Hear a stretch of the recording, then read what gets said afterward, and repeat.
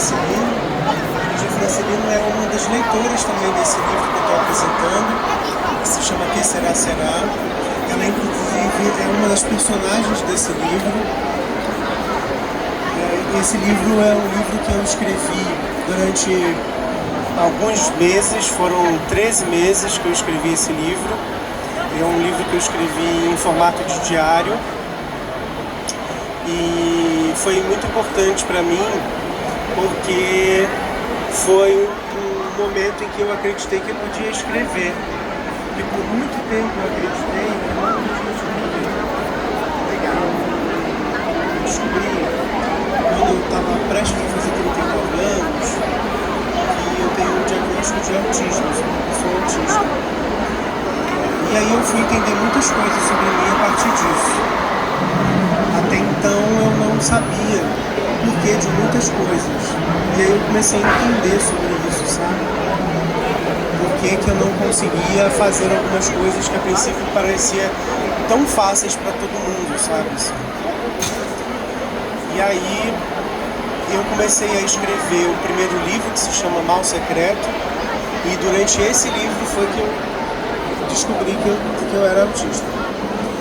Quando eu comecei a escrever Que Será Será, Que Será Será, não sei se vocês lembram, não sei se remete para vocês alguma coisa familiar, mas é de uma música, né?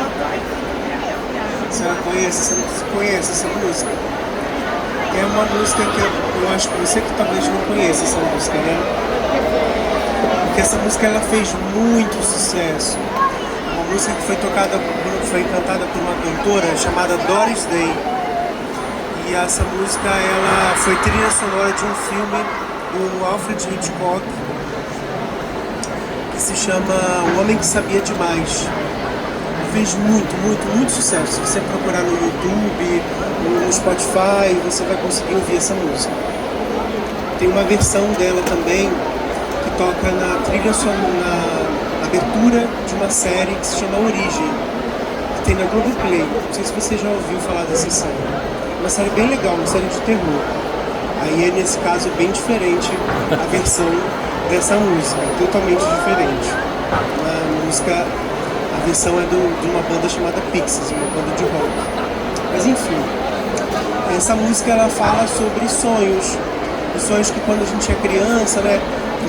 Todo mundo se perguntou quando era criança, provavelmente, o que a gente ia ser quando ia crescer, né? Você provavelmente se perguntou, né? Será que eu vou ser rico, por exemplo? Será que eu vou ser bonito? Né? Será que eu vou ser famoso? Né? É uma pergunta que muita gente das gerações mais novas principalmente se pergunta, né? Eu acho que é uma pergunta que não aparece na música, inclusive, mas nas gerações mais novas todo mundo se pergunta se vai ser famoso, se vai ser youtuber, se vai ser tiktoker, né? São perguntas frequentes que, se a música fosse feita hoje, com certeza essa pergunta iria aparecer.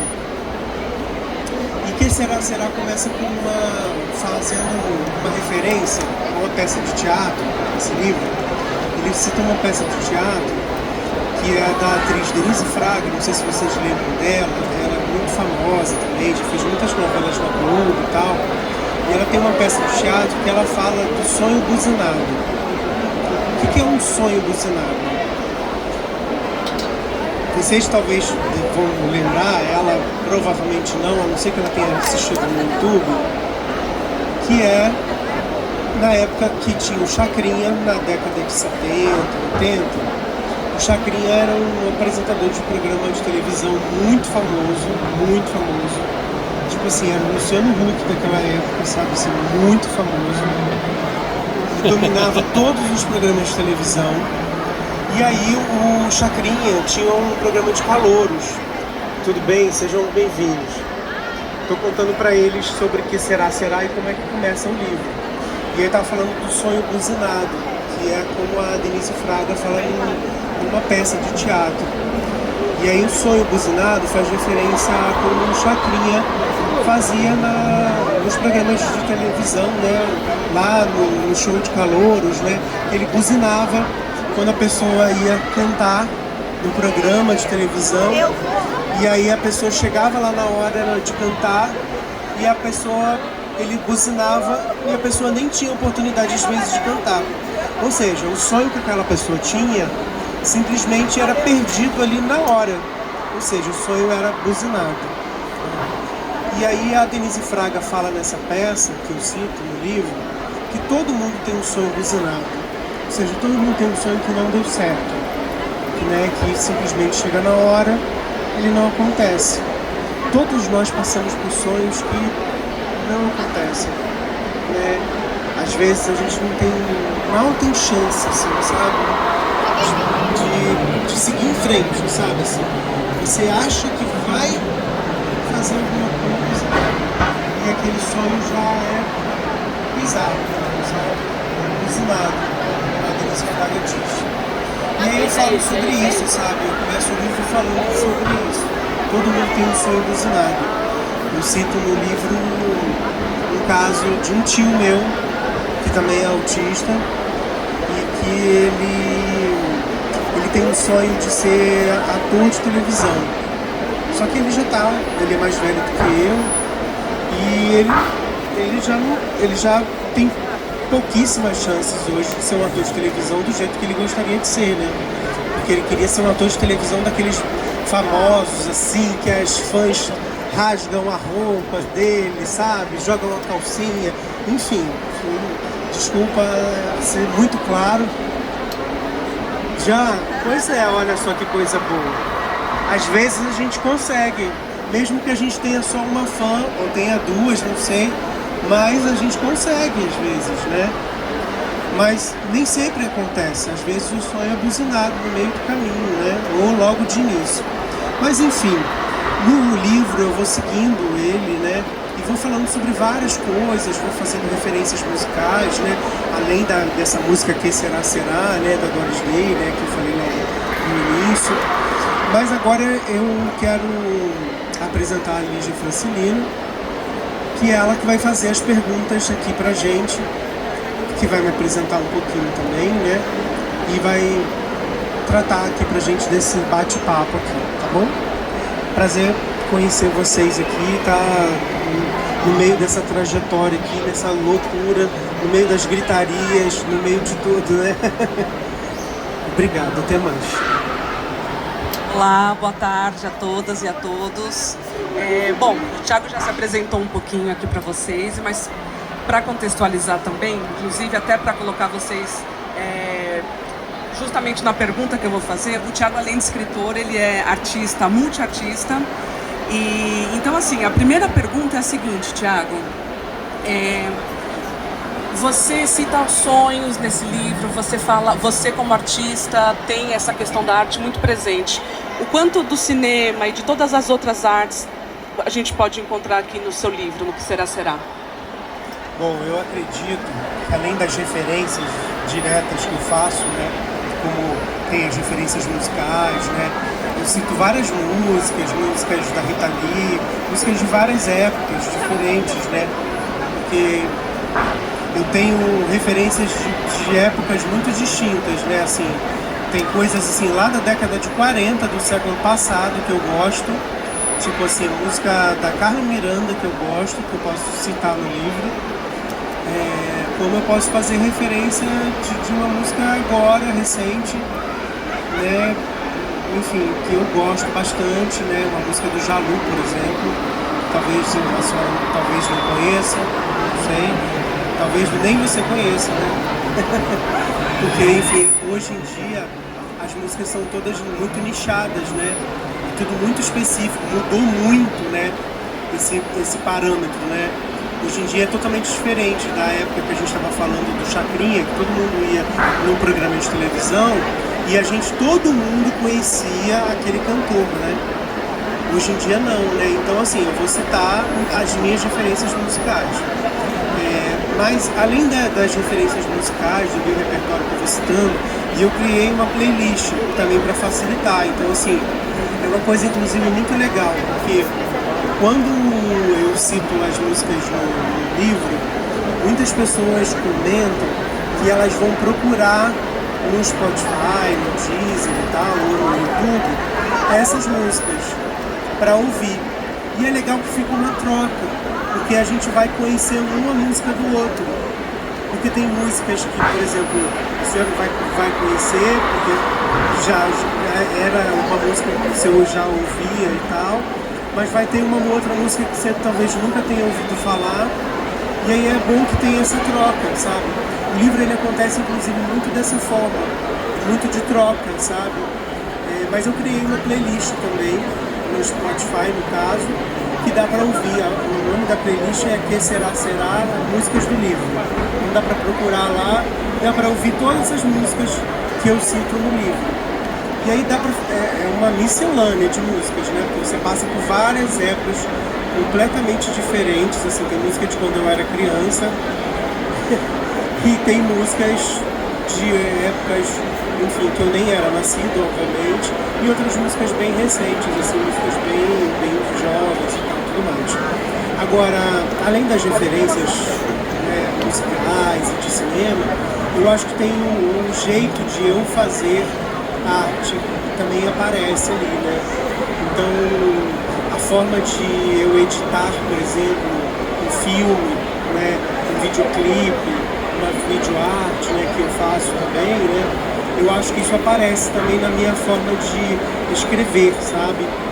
Então, as sentenças, por exemplo, do livro, se vocês forem ver aqui, elas costumam ser bem curtinhas, né? Os parágrafos, eles são parágrafos bem curtinhos, não são aqueles parágrafos longos e tal, sabe? E fora que eles são recheados assim de, por exemplo, eles têm os diálogos juntos.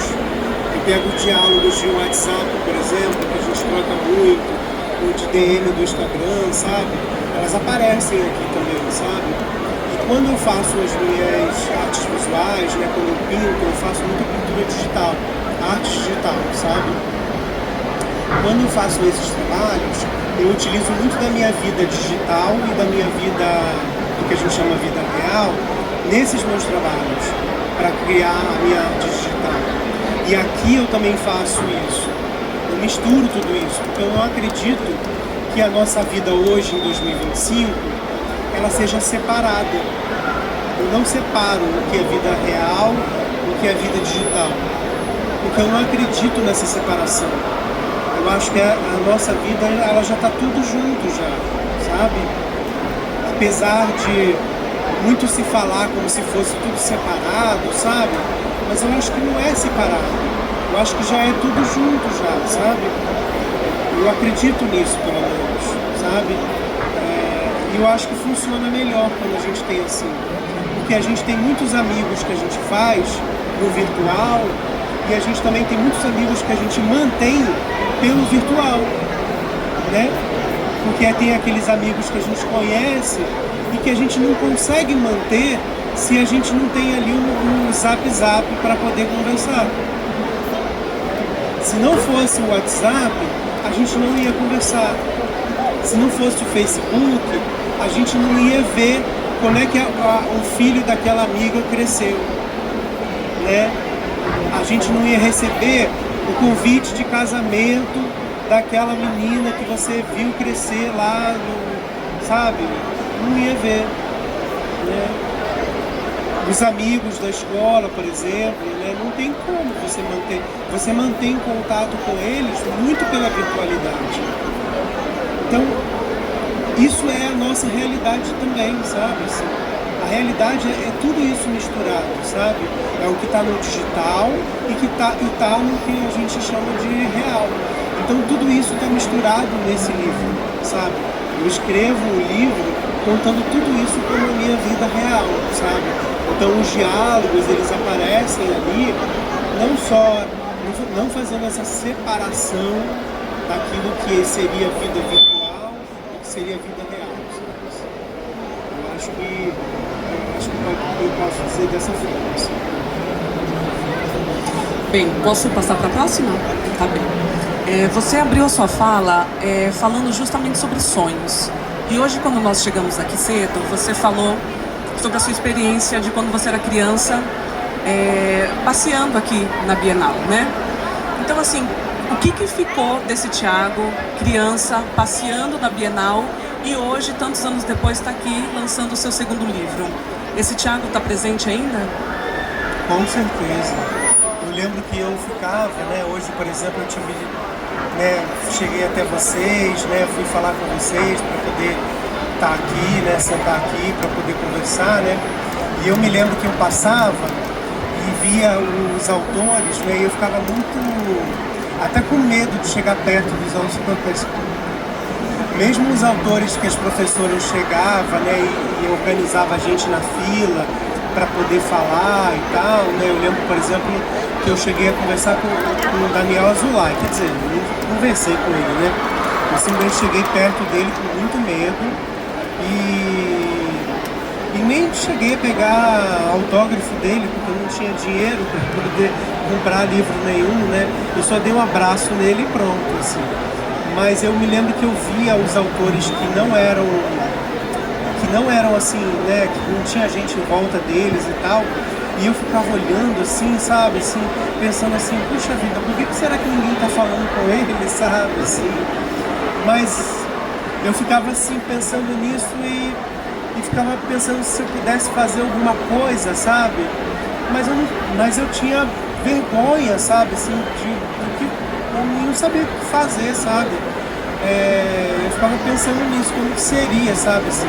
Então, eu acho que tem muito disso também, sabe, assim. Hoje chegar aqui e falar com vocês e tal, e convidar vocês para estar aqui e tal, eu acho que também tem muito desse Thiago, assim, e tem aquele medo que todo autor tem, sendo muito sincero com vocês, de chegar e ficar sozinho. Mas sempre aparece alguém, mas sempre dá um medo de não aparecer ninguém. Na exposição é a mesma coisa. Sempre dá medo de não aparecer ninguém. Sempre aparece alguém, graças a Deus. Mas sempre dá um receio de não aparecer ninguém na exposição. E a maioria dos artistas pensa a mesma coisa, sabe? Assim, na hora do filme também é a mesma coisa. Dia de estreia de filme, sempre dá um medo de não aparecer ninguém, sabe? E é essa coisa do sonho, né? De ter as pessoas, né? De conseguir falar com as pessoas, né? Porque a arte, ela tem muito de comunicação, de conexão, né? Porque é isso aqui, ó, que se faz a arte, sabe? É esse olhar, é esse balanço de cabeça, sabe? A arte se faz desse jeito. Se fosse só eu sozinho aqui escrevendo, é uma coisa, tá? Faz sentido pra mim escrever?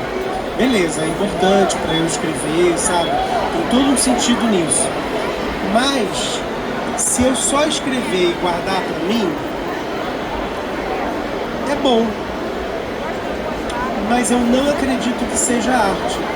É arte a partir do momento que eu entrego esse livro e recebo o olhar de você, entendeu? Então é arte nesse momento, sabe? E aí esse Thiago, criança que estava aqui, hoje chega nesse momento da arte, sabe? Nesse momento em que encontra o olhar de uma outra pessoa, sabe? Que consegue ser ouvido, entende? Que consegue tocar uma outra pessoa e receber de uma outra pessoa uma outra visão. Porque não se trata de apenas receber um elogio, receber palmas. É de entrar em contato com outro universo. Porque cada um de vocês aqui tem um outro universo. Eu deixo o meu universo aqui e aí vocês trazem o universo de vocês. Esse que é o barato, isso que faz a arte acontecer. Quando vocês trazem o universo de vocês. Entende? Então, assim, eu acho muito bom quando eu recebo o retorno das pessoas, quando elas leem os livros, né? E eu acho muito legal quando as pessoas, são pessoas de idades muito diferentes que leem os livros e tal. E elas falam justamente isso. Eu me senti conversando com você e ao mesmo tempo eu me senti conversando comigo mesmo. E eu acho isso muito bacana, porque significa que a pessoa entrou em contato com ela mesma, sabe? Então é legal saber que eu consegui fazer com que a pessoa entrasse em contato com ela própria, sabe? Isso foi muito bom. Isso é um presente pra mim, sabe? Assim. Bom, o seu primeiro livro, Mal Secreto, é lançado em 2023. E agora, com o que será, será, que relação você faz entre essas duas obras, em primeiro lugar? E também eu queria saber, assim, como que é o processo de tanto o escrever, o expressar e o publicar o livro, ou seja, tudo que envolve esse universo entre que você está sentado na sua casa escrevendo a estar aqui conversando com as pessoas. Bom, começa que será, será é uma continuidade de Mal Secreto, né? Ele segue o diário, né? O dia ali vai na sequência, né? É uma sequência do diário, né? E nessa sequência eu vou tratando do que estava acontecendo ali, né? Agora, muita coisa vai surgindo, né? Eu tinha acabado de ter o meu diagnóstico de autismo. Isso tinha acabado de acontecer. Então eu comecei a aprender sobre isso. E o que será, será. Eu vou aprendendo sobre o assunto.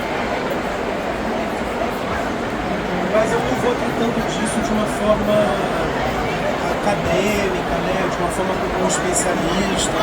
Não pretendo tratar dessa forma, né? Porque eu sou simplesmente uma pessoa que se descobre autista, mas é só isso, sabe? Isso é uma pessoa como qualquer outra, né? Então eu vou falar da minha vida, né? Vou falar do que está acontecendo, sabe? Vou falar enquanto pessoa ali, enquanto artista, né? Enquanto uma pessoa do Rio de Janeiro, né? Enquanto uma pessoa que mora no Leme, né? Que era onde eu morava. Eu vou falar enquanto isso, né? E vou colocar ali das viagens do que eu estava fazendo, né? Vou contar, por exemplo, de uma viagem que eu fiz no meio desse trajeto, que foi uma viagem que eu fui fazer uma exposição em Londres. E aí eu passei pela Irlanda. E aí eu acabei tendo um acidente de carro lá. A gente foi parar no hospital. E nós passamos quase 24 horas dentro do hospital, na fila de espera. E foi interessante ver como é que funciona o sistema público de saúde de lá, né? Porque a gente fala muito do SUS, né? Do nosso sistema público de saúde daqui, né? Dos problemas, obviamente, que tem, que são muitos problemas, né? E a gente tem todo o direito de reclamar, né? Mas, conhecendo o sistema público de saúde de um país, né, que a gente conhece como um país de primeiro mundo, né? A gente vê como o nosso sistema público de saúde é bom. Porque aqui a gente está acostumado, uma pessoa chega com a cabeça ferida, né, saindo sangue, a gente está acostumado a essa pessoa ir direto, né, passar à frente de todo mundo, né, chega lá, né, na enfermeira, né, coloca um curativo, né, às vezes dá uma sedação para aquela pessoa, né, é o que a gente sabe que costuma fazer, né.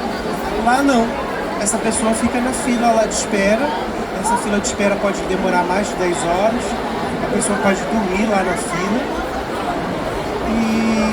E é todo mundo tratado desse mesmo jeito, pessoas idosas, todo mundo tratado, grávidas, todo mundo tratado desse mesmo jeito. Não tem preferencial, prioridade, não tem nada disso. Então eu vi assim, foram 4 pessoas que estavam com a cabeça quebrada, assim, sabe, saindo muito sangue aqui caído assim na cabeça, e todo mundo foi tratado do mesmo jeito. Mais de 10 horas esperando na fila de lá, assim, normal, como se nada tivesse acontecendo, como se a cabeça da pessoa não tivesse toda ferida, cheia de sangue. Então, assim, são coisas da vida que eu acabo relatando no livro. como ele é feito em forma de diário, eu vou colocando ali em crônicas o que está acontecendo comigo ali, né? Então, assim, se eu tô correndo na praia, eu falo do que eu tô correndo na praia. Agora, se eu tô no meio de um acidente de carro, eu vou tratar do meio do acidente de carro. É o que vai acontecer. Eu vou falar do meio de uma exposição, né? Mas eu vou também falar de um acidente no meio da Irlanda, lá, no tratamento dos policiais, que foi excelente, eles foram muito bacanas. Mas eu também vou falar de um perrengue como esse e tal.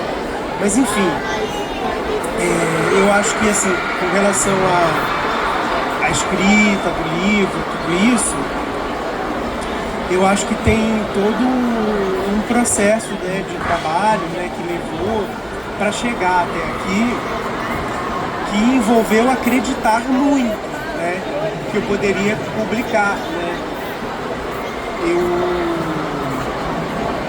Eu passei muitos anos, como eu cheguei a falar aqui no início, né. Tchau, até mais. Até mais. Obrigado. Eu passei muitos anos acreditando que eu não poderia escrever, né? E talvez muitos de vocês também passem por isso, né? Às vezes a gente acredita que a gente não pode escrever. Que escrever é colocado como uma coisa muito difícil, né? Como uma coisa só de pessoas muito intelectualizadas, né? Mas aí a gente pode descobrir o nosso jeito de escrever.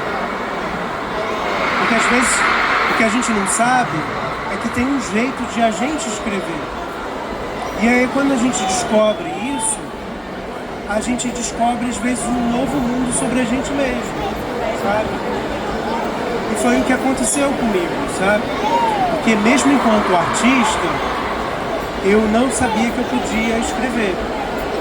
Mas aí esse outro mundo surgiu quando eu descobri que eu podia escrever. E isso aconteceu há pouquíssimo tempo.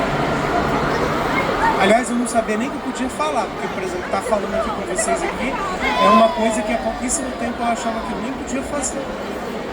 Mas eu estou aqui conversando com vocês. Eu posso fazer uma pergunta? Claro. Boa tarde a todos, boa tarde, Thiago. Numa entrevista que você deu para a televisão, você falou sobre a sua avó e a questão do sonho. Eu achei bonito que você podia repetir aqui pra gente ou falar outra passagem? Essa passagem do que eu contei da minha avó em relação com o sonho foi entender por que era tão importante a gente sonhar, sabe? Eu não tinha tanta proximidade com a minha avó, sabe? Eu passei a minha infância por vários motivos e tal, sem tanta proximidade com ela. Mas já adulto, eu comecei a ter muito mais contato com ela, sabe? E aí depois a gente passou a morar junto, morar perto, sabe? E aí eu comecei a visitá-la mais e tal. Só que acabou que ela depois teve de fazer uma viagem por conta do marido dela, que era uma pessoa muito querida, mas ele estava com problema de saúde e ela foi para João Pessoa para poder cuidar da saúde dele. Mas acabou que ela que ficou doente. E aí eu com minha mãe fomos para lá para poder visitá-la. E ela estava no UTI. Quando a gente chegou lá, ela ficou tão feliz que os médicos liberaram ela da UTI. E aí o problema foi que foi por pouco tempo, né? Ela estava muito debilitada, infelizmente, mas ela saiu da UTI e ficou muito feliz com isso. Agora, uma coisa que me chamou muita atenção foi que quando ela saiu da UTI já falando assim: ah, meu filho, que bom que você veio, a gente tem que fazer a viagem para tal lugar, e a gente tem que fazer isso, a gente tem que fazer aquilo, e não sei o que, e a gente tem que ir para tal lugar. Ela começou a fazer vários planos, sabe, assim, sonhar, sabe? Eu vi que ela estava sonhando, sabe? Eu achei isso tão interessante, me chamou tanta atenção, porque ela estava sonhando, sabe? Minha avó tinha acabado de sair da UTI, ela estava sonhando. E aí eu fiquei, puxa vida, eu não me permitiria sonhar nessa situação. Aliás, numa situação aparentemente muito mais favorável, eu já não me permitiria sonhar. Eu já não me permitia mesmo sonhar, sabe? Porque eu achava assim muito... por que eu vou me permitir sonhar para depois me frustrar, sabe? É aquela coisa que às vezes a gente faz, assim, eu não quero me frustrar, sabe? Então, para não me frustrar, eu não vou sonhar. Só que minha avó estava sonhando. Eu estava sonhando, eu tinha acabado de sair da UTI, não tinha nem grande chance de sair do hospital e já estava sonhando ali. Isso me chamou a atenção e aí eu pensei, falei, quem está mais certo, sabe? Assim, quem vai sair na vantagem, sabe? Será que sou eu, que para não me frustrar, não sonho? Ou é ela que está sonhando, mesmo com pouquíssimas chances de não realizar nada do que ela está sonhando? Eu cheguei à conclusão, eu não sei vocês, mas eu cheguei à conclusão de que ela que estava sendo melhor nessa, sabe? Eu cheguei a essa conclusão de que é melhor você ter os sonhos buzinados, né? Como a gente falou no início aqui, né? Aquela ideia do Chacrinha que chegava no show de calouros e buzinava para a pessoa que queria realizar o sonho de cantar, né? E aí chegava lá e tocava a buzina e pronto, acabou, né? Era melhor você sonhar e ter esse sonho perdido do que você não ter sonho nenhum. Porque sem sonho nenhum, você nem sai de casa. Sabe? Sem sonho nenhum, ela nem saía da UTI. Sem sonho nenhum, ela não teria nem saído do hospital. E ela chegou a sair do hospital. Ela chegou a sair um tempo do hospital. Sabe?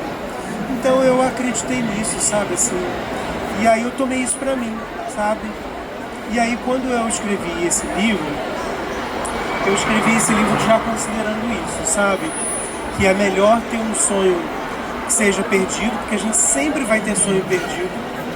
Não tem como não ter sonho que não vai ser realizado. Sempre vai ter sonho que não vai ser realizado. Isso é fato, garantido. Todos os sonhos que a gente vai ter, alguns não vão se realizar. Isso é garantido. Mas se a gente não tiver sonho, a gente não vai pra frente. E se a gente não for pra frente, a gente não vai viver. E aí vai ser muito pior.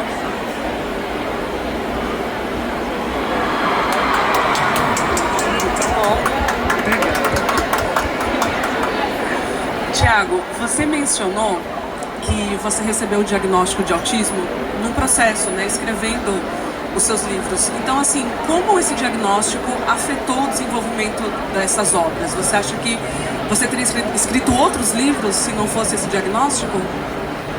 Com certeza o livro seria diferente. Mudou o rumo, né? Mudou o rumo, com certeza. Seria outro livro, porque eu seria outra pessoa, né? Eu recebi o diagnóstico no dia 28 de março de 2023. E eu entrei assim, eu tive várias crises antes de receber o diagnóstico, né? Eu tive momentos em que eu não conseguia escrever, momentos em que eu não conseguia falar, sabe? Tudo isso aconteceu antes, sabe? Agora, depois eu passei a ter um conhecimento melhor sobre mim. Então isso me ajudou. Porque, como eu falo no livro anterior, Mal Secreto, eu acredito muito que tem coisas que a gente precisa saber sobre a gente. Tem sempre alguma coisa que a gente precisa saber sobre a gente que a gente tem que investigar, sabe? Por isso a importância de, às vezes, a gente buscar terapia, de a gente ler, de a gente conversar, de a gente estudar, de a gente, né, pensar sobre a nossa vida, né? Porque tudo isso vai ajudar a gente a se conhecer. E se conhecendo melhor, a gente tem melhores condições, inclusive, de lidar com o outro. Até de aceitar melhor a falha do outro. Porque depois, quando a gente vê a falha do outro, a gente fala assim, eu faria a mesma coisa. Aí a gente até deixa passar com mais tranquilidade, sabe? Assim, não fica naquela coisa assim, ai, fulano fez isso comigo. Aí aquilo dali vira uma coisa assim muito forte, muito carregada. Aquilo vira um mal muito grande contra a gente, sabe? Uma coisa muito pesada. Porque às vezes a gente não percebe que aquilo às vezes também está na gente, sabe? A gente também talvez seria capaz de fazer aquilo, sabe? E aí, conhecendo a gente, eu acho que facilita mais, sabe? Inclusive, claro, para saber aquilo que a gente não aceita no outro, né? Então eu acredito muito que é importante ter esse autoconhecimento, sabe? E muito do que eu escrevo no livro, o livro foi me proporcionando também isso. E eu acho que de uma certa forma, a leitura do livro, ela também parece, pelo que eu recebi dos leitores, ela também proporciona isso para as pessoas, esse reencontro. Teve uma leitora, por exemplo, que me falou assim, eu vou ler, e aí eu fico falando assim, eu também penso isso, porque eu vou perguntando para a pessoa, né, você tá aí, você também pensa sobre isso e tal, né? Aí ela falou assim, eu vou falando com você, sabe? Eu vou conversando com você. E eu vou encontrando os meus pensamentos também, sabe? Então, eu acho que tem muito disso, sabe? Assim, eu acho que o livro não seria tal qual se eu não tivesse tido o diagnóstico. Bom, como nós já estamos aqui com um tempo curtinho, eu queria saber se tem alguém que quer fazer alguma pergunta para o Thiago. Ninguém quer fazer nenhuma pergunta? Você quer acrescentar alguma coisa, Thiago, que não foi perguntado aqui? Não, eu queria agradecer a presença de vocês. Queria dizer que quem quiser saber mais, né, o livro está aqui disponível. Quem quiser comprar também o livro está aqui. Ele pode ser autografado também. Quem quiser seguir nas redes sociais também tem. No Instagram, que é IAM Thiago Prado, Thiago com TH.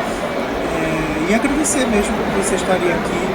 É bom ter esse contato humano, é bom isso, porque quando a gente escreve o livro, né, a gente está tão distante ainda das pessoas, né, e é legal a gente poder estar aqui, né, olho no olho, né, com vocês, né. Então, enfim, eu vou desligar o microfone e aí a gente pode se falar aqui cara a cara. Antes disso, posso fazer a última pergunta, Claro. que temos ainda alguns minutinhos? Sim.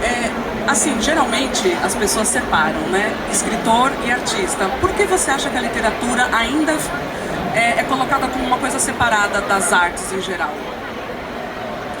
Olha, talvez isso seja muito mais uma questão da indústria cultural, uma questão de marketing, sabe? Muito mais isso do que de fato seja, sabe? Assim, eu acho que o escritor, ele é um artista. A questão é que na hora de você dar os nomes às coisas, comercialmente falando, né? Você fala que um é escritor, que o outro é ator, que o outro é pintor, né? Você vai dar esses nomes diferentes para cada um, né? Para você poder colocar todo mundo em caixinha diferente, né? Para poder facilitar na hora de vender, né? É isso? É isso. Bom, obrigada, gente. Boa tarde. Boa tarde.